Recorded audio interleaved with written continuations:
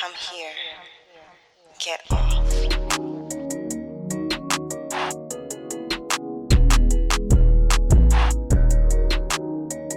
Today, we're blessed to talk to Carol Taylor, the creator of the Brown Sugar series, which is where we first read Luzette.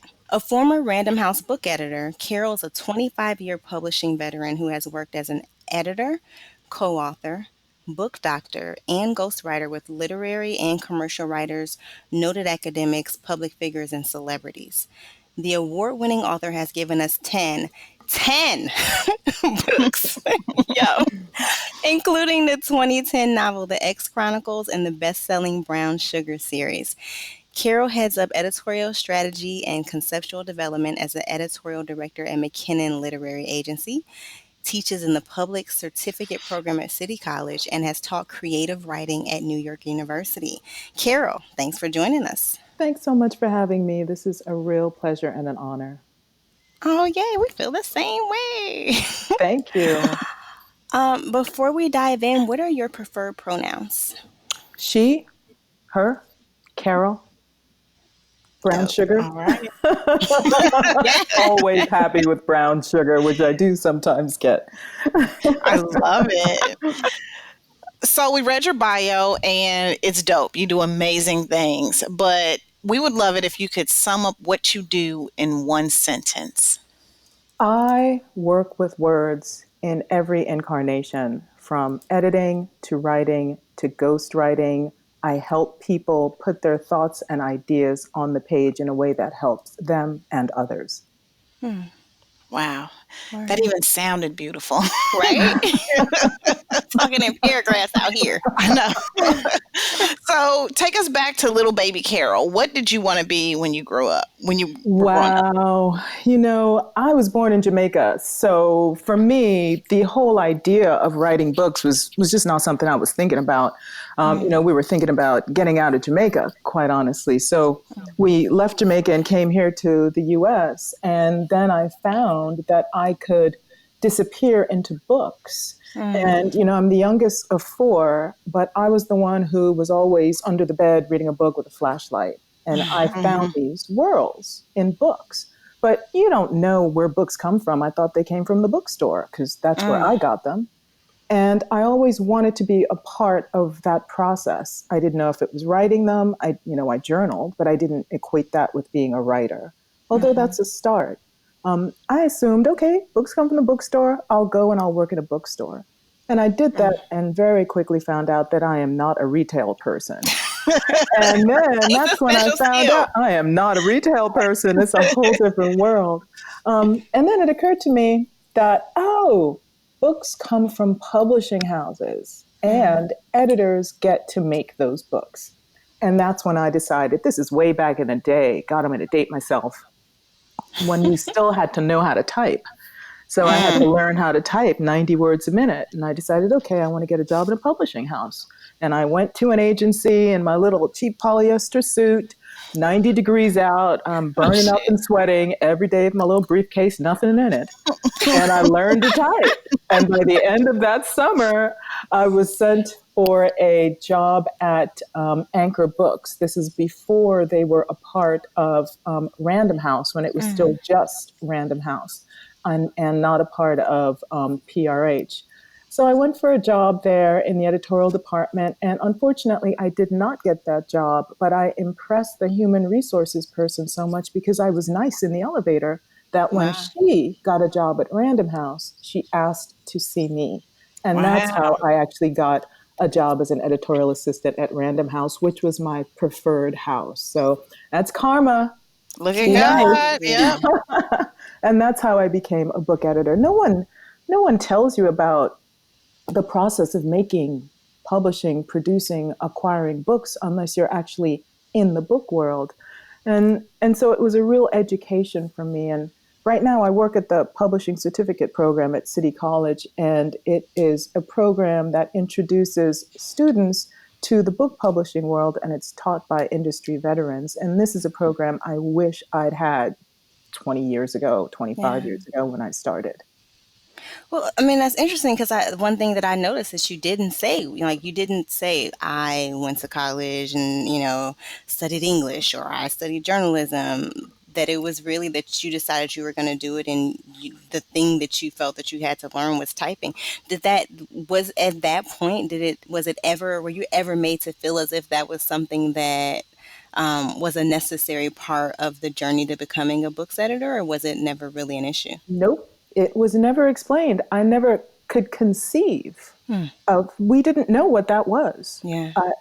What, ask, ask a kid in college what a book editor is. They won't know what that is. Like, we have no concept of it. Like, being really serious. Like, No, it's what is it? true. I Where mean, do books come from? Right? What happens in book publishing? Like, we teach whole courses on this because to adults who are writers, because we really don't know the process. I'm a writer too, and the fact that I can write 10 books, a book a year, is only because I was a book editor. I know the process, I know how it works.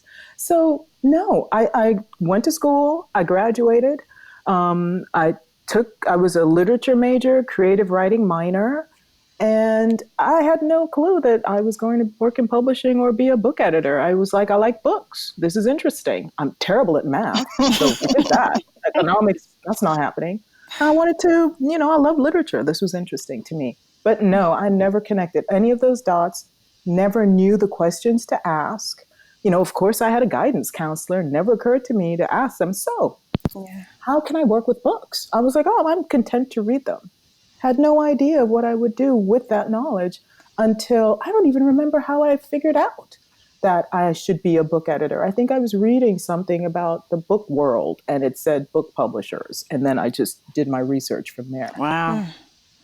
And now you are. So, Exactly. and where you are is that you really created a genre that didn't, not in a really substantial way, at least to me, exist before. Like, we started this podcast to turn on because we want to explore erotica that centers Black women and femmes, and really anybody that doesn't identify as a man, and Black bodies and Black sex. And I'm wondering what pushed you to curate and create this series. Like, what's the origin story of Brown Sugar? Well, on my home planet, Krypton. No. I love an origin story. I love the way you phrased that. Superheroes out here. It's an interesting story, and it comes from publishing. When I was an editor at Random House, I did a lot of books that had to deal with the Black world. For me, that's my interest.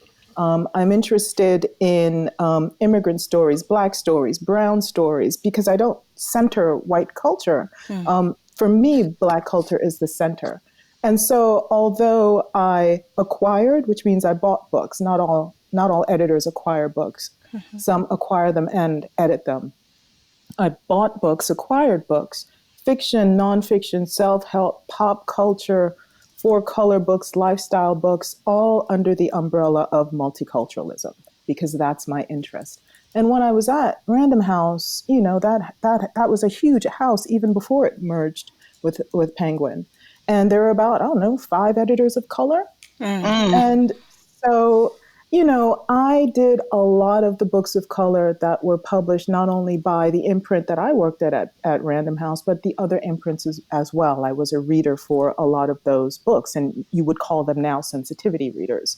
But I was reading books that they wanted to know if the Black market would be interested in them. Wow. And in one of those meetings, I ended up actually publishing a lot of books by Essence editors. And one of those books dealt with Black love. And after I left Random House, because the culture had become very corporate and editors were doing far fewer actual editing of manuscripts than going to meetings and marketing, and it really wasn't what I had signed up for. So when I left Random House, I acquired one last book from Essence on love, and I had done a lot of research from one of their editors to acquire it. And I got a call from an editor who said, "Do you think that there is a market for a book about Black erotica?" And I was like, who are you talking to? What do you think? You're a Black lady? What's happening here? I was like, of course there is an audience for a book about Black love, Black sex, Black relationships, erotica, because, we are seen by white America as being monolithic. But within the Black world, we have so many diverse stories. Just the three of us are so different, and yet we're all three Black women. So of course I knew there was a market. And of course I had a lot of information from the research. And she was like, okay, you're an editor, put together a proposal. So I put together a proposal and I called up an agent and I said, so-and-so wants to see this. Will you send it out? She sent it out and the book was bought. And the first, and I mean, it's an erotic anthology of Black fiction, right? So imagine back in 99, this whole concept is High Concept, a collection of erotic Black fiction written by people of color for people of color, gay, straight, what have you. So this is High Concept. And to me, I'm like, this is Saturday night. This isn't High Concept. This is just real talk. And, I was blessed to actually have them. This was Penguin, Plume, did the first brown sugar, put together a gorgeous package with a beautiful woman on the front, so tastefully done. I had amazing writers, as you know, and we put together a really rich collection of stories that really told the tale of love in diverse communities in many different voices. I had poets, I had novelists, I had nonfiction writers, and it was just so raw and real that I think the first week it was published, it hit the LA Times bestseller list at number 2. And they were astonished. And so they had to just keep rolling out books. And they sent me on a 10-city book tour because of it. Get out of here. Get out of here. Yeah. And so, we created a genre with this package. I'm a book editor. So we created a package that I knew would suit the market. And for me, that was a small format trade paperback at a particular price point and that looked a particular way. And it worked. And then you saw so many other different, in addition to the 3 others that we did, there's Brown Sugar 2, 3, and 4, there were so many other erotic Black anthology collections that popped up. Some did well, some did not. But this is really the benchmark, I think, for these types of collections. And I was thrilled. They weren't competing with me. I was happy, very happy to see them. So you said that this is just what you do, but can you kind of dig a little deeper and tell us why you think it's important to tell these stories and what draws you to this type of work? Oh, here's the thing. For me, erotic Black fiction was a way to encapsulate what it was as a category. But really, these are stories about us, stories that were not being told in this way, in this voice, in this style. And it's important to me as a Black woman to be able to talk about sex, sexuality, feelings and emotions around that, and communicate that in a way that allows me to feel empowered and to tell my story and to let others do it. Black people and people of color were being depicted only as one-dimensional in one way. Women were like this and men were like that. And that is really not the full kaleidoscope or mosaic of our lives. And these different stories were showcasing those different worlds in really interesting ways. So for me, it's a reclaiming of my sexuality as a woman and to being able to talk about it. There's nothing wrong talking about sex. We're all having sex. We may as well talk about it. Yep. And there's a way to write about sex in a way that is sexy as opposed to being quote unquote pornographic. I think Isabella Allende said, erotica uses a feather and pornography uses the whole chicken. And that's true. That's true. And there are different layers to erotic writing. And when you are able to convey those different layers in a really nuanced way, you can write something that is incredibly sexy, sexual, and erotic without one sex scene. There's not a lot of sex in these books. That's the funny part. There's not a lot of sex happening on the page. It's really erotic, sexual, sensual couplings between people. Wow. You talked a little bit earlier about how you've acquired and edited books across several genres. Did you ever, and it sounds like no, but did you ever struggle with the decision to include erotica in your portfolio? That's an interesting question, you know? It really is, because I think of all those nuances I just talked about. You look on here's the thing, like, Brown Sugar has made me a Times best-selling author. I've had a fantastic career behind it. And these are books that I'm really, really, really proud of. So, my very first book was a collection of, the best Black essays, the best 100 Black essays. Like, that's my first book, Sacred Fire. I was writing nonfiction essays. So, I don't have any misconceptions or misperceptions about who I am or what I write or any of that. And I was hoping to demystify the idea of a Black woman who is, I hope, sexy and certainly sexual, writing about sex and intimacy. There's as much intimacy in these collections as there is sex, probably more. Not a whole lot of sex actually in these. And, I've published people like, I've published nearly every Black writer in these Seriously. 4 collections, plus Wanderlust. Literally, Edwige Danticat, Yeah. Tanana Reeve Dew. Literally almost everyone who has, come up. And folks who we don't Certainly necessarily,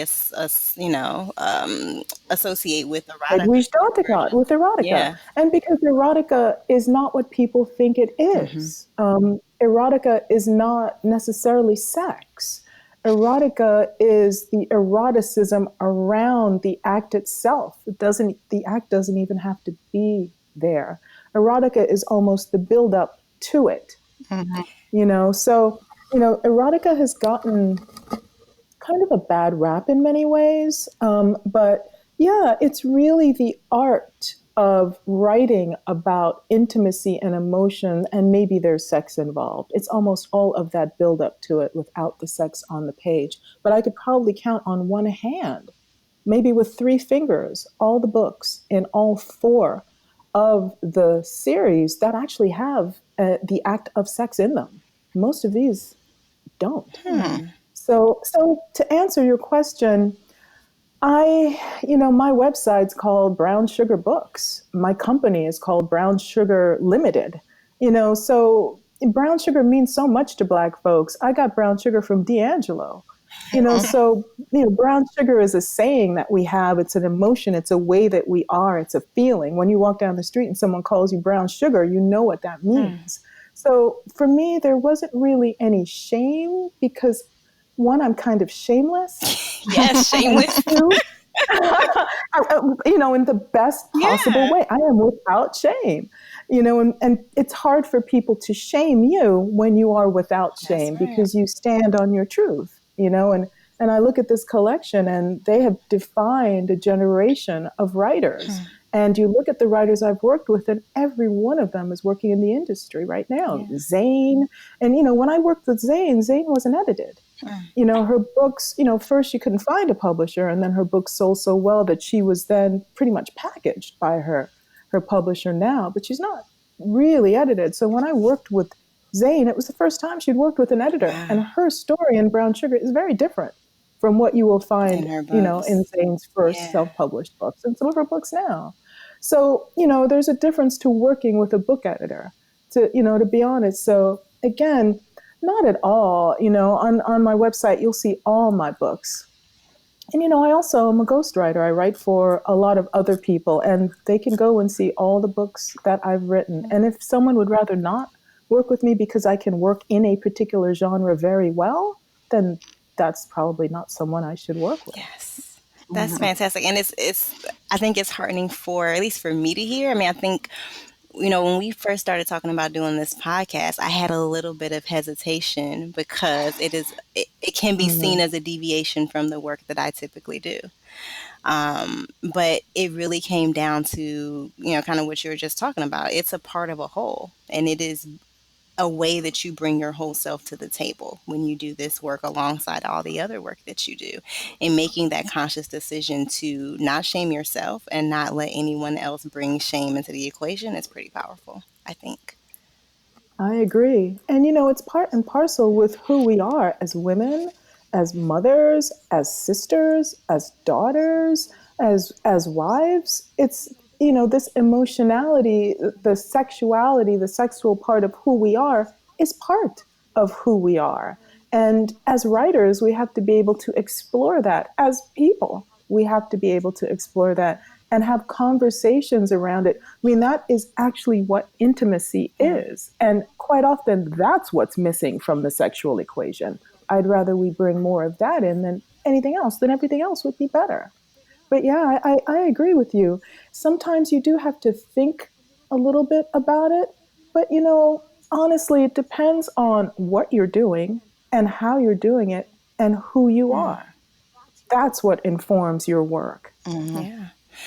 So, speaking of shameless, when we first met in person, I told you that I had brown sugar in my special pile in my room. I remember. How does it make you feel that like your work is with people in some super intimate times? I love it.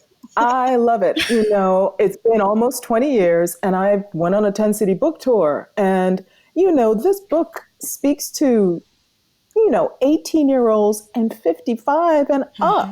I had women of every generation talking to me in a real way, and they would like clutch my hand and say, "Thank you."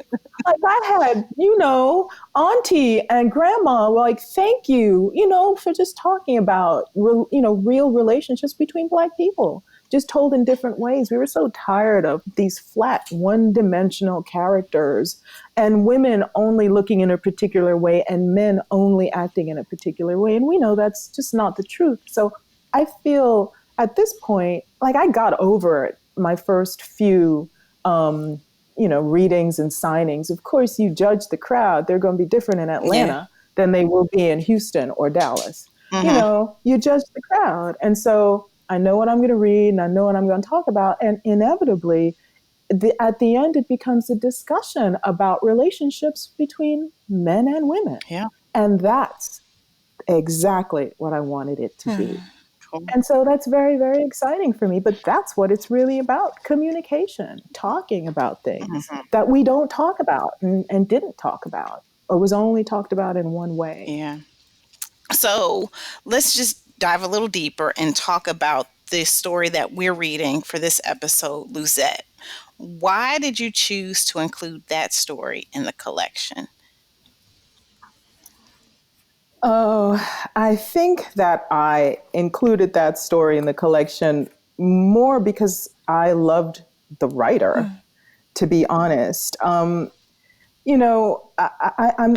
chose my writers and then they sent in the stories, to be Hmm. honest. And it just really resonated with me in a way that it was something I had not read before and really felt was the voice was wonderful, the characterizations was amazing, and I hadn't seen anything like it before, and it was very exciting to me. Um, and really that's what I did with all of my writers and their stories. Some names you will know and some names you will not know, but they brought something to the table that I had not seen, and that's what I saw in Lucette. Hmm. Cool. So this story is a little different from some of the other stories that we typically read for the show. This one is written from a male porn star's point of view. But we were really interested in Luzette and her being a boss that just took what she wanted. So tell me a little bit. Do you relate to her? And can you tell me about maybe a time where you had to have something or someone and just went That's for it? like all my life, that's and it's all my life, quite honestly. I am the trifecta. I'm a Black immigrant woman. It's the trifecta. And leaving a place, Mm-hmm. when I was in Jamaica, it was a third world country. And there was curfew, there were like militia, and it was a place where you wanted to leave. Jamaica's beautiful. Please go. It's gorgeous. Back when I was a young girl there, it was a very different place. So, when you actually get out of a place and get somewhere else that you really want to be, and you travel in a plane at 5 years old, and you end up in a whole different country, in a whole different place, and then you have these struggles with language, with identity, with culture. I was Jamaican before it was cool to be Jamaican. And there were all of these dynamics between, American Blacks and West Indian Blacks that is not as I don't think it's as bad as it used to be, but it was certainly there. And ending up going to a school that was very white, I went to Southampton College on Long Island, very white, and working in corporate America, which was also very white. I have always had to push myself in a way where, not getting to where I wanted to be was simply not an option. And I would get there by any means necessary. And that's not this huge dynamic thing. It's really just kind of keeping it going, like going and getting a typing test all summer and, being able to get that other job because I didn't get that other job, just keeping it moving. We're Black women. We know. We figure it out. We'll get it done. And so that's always been my MO. Whether it is a relationship, a job, an apartment, a situation, whatever that is, you just keep it moving and you get it done. And perhaps that's a part of my immigrant background, where things look really bleak, but you just keep it moving. And I have taken that background with me wherever I go, so it's just, you just get it done. It's actually one of my favorite things about you. As you know, if I can't get it done this way, I'll get it done that way. You'll just get it done. Very important quality to have in your editor. And when you're a Black woman. Yeah. Absolutely. And I like surprising people, and so I've learned, I seem really laid back, but I am a very strategic person. I read about strategy. I practice strategy. It is very interesting to me. I know all about Machiavelli. I know all about the makings of the court. So it is really intriguing to me on many levels to see how people operate. I've read the 48 Laws of Power 48 times, So this is a part of my character that I don't think people know a lot about, but I am always working behind the scenes, getting things done. I love having a sense of purpose, and I love figuring out creative ways to get things done. And as an editor, you have, 50 different jobs all at the same time. Yep. It's good to know. It's good to know how to work and how you work best. So yeah, it keeps me creative and allows me to do what I love, as I said, in many different ways, in many different incarnations. It's exciting to me. Okay. In the story, Luzette is based in an optometrist office. So our final question for you is what's the most unexpected place you've had sex? Oh, I'm a Scorpio, right? I should have started off with that. Well, I'm a Scorpio. No such thing as an unexpected place for a Scorpio. But we get a bum rap. We are faithful. We are kind. We're the best friends you could ever possibly have. We got you. Just don't fuck with us. Because my mother's a Scorpio. I know that. We got you. Yeah. Still waters run deep, okay? Still, we cool, but I got my shank. All right, I will shank you. if you deserve it. If not, I will give you the shirt off my back. So we get a bad rap. Yes, we're very sexual, but we can go without sex for a really, really long time because sex is important to us. I don't want to waste it. That's a good way of I've gone for 2 Oh, years girl, without girl. sex. I'm a Scorpio. I've gone for 2 years without sex, nearly killed the man I got with. But my point is, I don't want to squander it. I would rather have no sex than bad sex. Well, no, that's I'm real. not going to lie to Same, you. actually. I have other things I can be doing. Well, you could be doing There's a lot yourself. of I mean, other let's things be to honest. do. At least that works. Exactly. I can do it myself. So the strangest place I have ever had sex, I really have to think about that because, I'm not really prudish about sex. And I started out that way. We were colonized. So we have a lot of these British influences that I grew up with my parents, and my mom was a prude. And I grew up with this idea that you don't have sex until you're married. Sex is not fun. Sex is a chore. You do it to get it over with. You do it to have kids. So I came into it with all of these negative stereotypes. And I was a virgin in college. Luckily, I started at 15, so I wanted to get that out of the way. I was like, 1, 2, 3. I started at 15, thank God. But, I was a virgin when I got to college. But I wanted to experiment. I was like, what is all this sex stuff? I had no idea. Nobody talked to me about it. I didn't know anything about it. So I've had sex in a number of different locations. However, I have not actually had a lot of partners. I was that girl who was in a 10-year relationship 3 times, same. But, exactly. I wasted so much we were time, super though. faithful. On niggas that didn't deserve. For real. So, in the back of trucks, I went to Southampton, so we would drive out onto the beach in the back of a truck. At the top of the Statue of Liberty. Wow. Maybe that was That's so back when we had to walk all the way up. So that was something we wanted to try. On the pier at Red Hook, that was cool. Wow. I like water, so I've got a water thing. I am a water sign.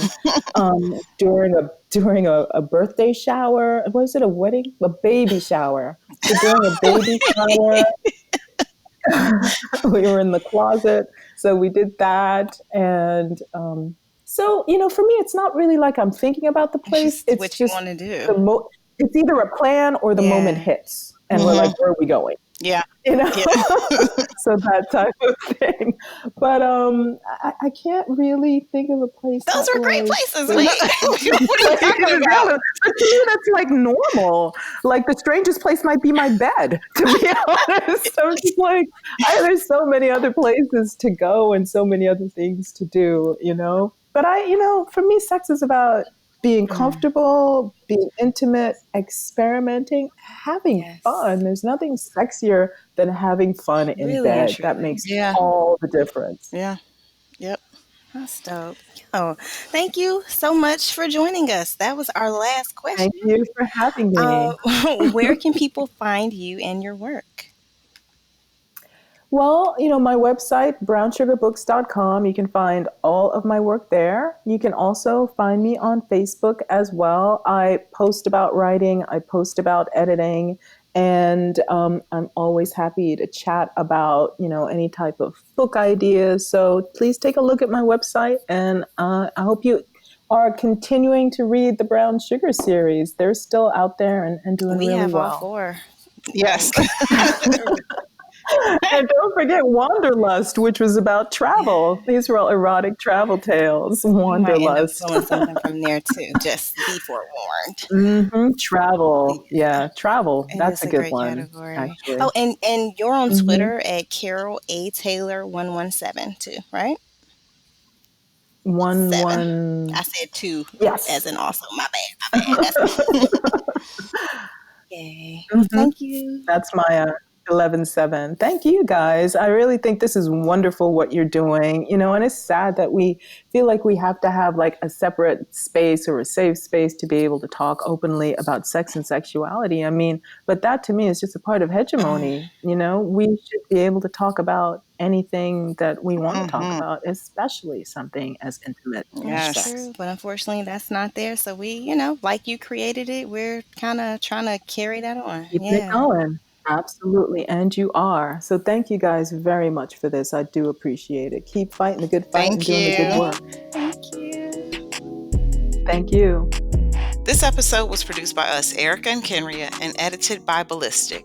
The theme song is from Brazy. Every 5-star review posted on Apple Podcasts between now and July 31st, 2019 will be entered into a raffle to win a copy of one of the books we read on the show. We're giving away 5 books. Just post your review and email a screenshot to theturnonpodcast@gmail.com to enter. And please subscribe to the show in your favorite podcast app. Follow us on Twitter at The Turn On Pod and Instagram at The Turn On Podcast.